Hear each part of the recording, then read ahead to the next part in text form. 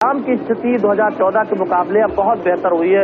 अब जाम कम लगता है, तो आप समझ सकते हैं कि जितना संभव हो सका है घाट से लेकर 3 किलोमीटर तक जहां जहां संभव हो सका है सड़कें चौड़ी हुई है। हमने देखा है कि जो सीवर लाइन है वो पड़ी है। इन 3 किलोमीटर के दायरे के इलाके में कहीं भी आपको मुख्य सड़कों पर लटकते हुए तार दिखाई नहीं देते।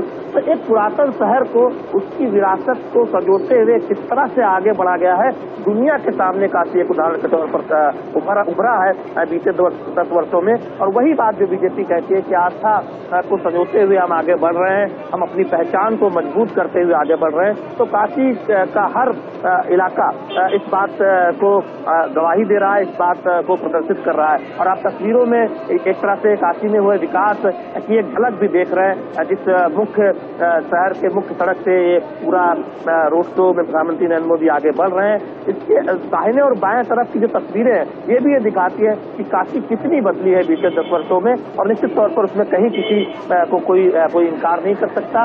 और घाटों पर अगर आप जाएं तो वहीं से जो तस्वीर दिखती है वो दिखाती है कि मां गंगा के बुलावे पर आए प्रधानमंत्री नरेंद्र मोदी ने कितनी चिंता की है काशी की। और वहां से जो विकास की धारा निकली है वो पूरे काशी में न केवल फैलती हुई दिखाई दे रही है, बल्कि उसका हम विस्तार देख रहे हैं काशी और उसके आसपास के क्षेत्रों में।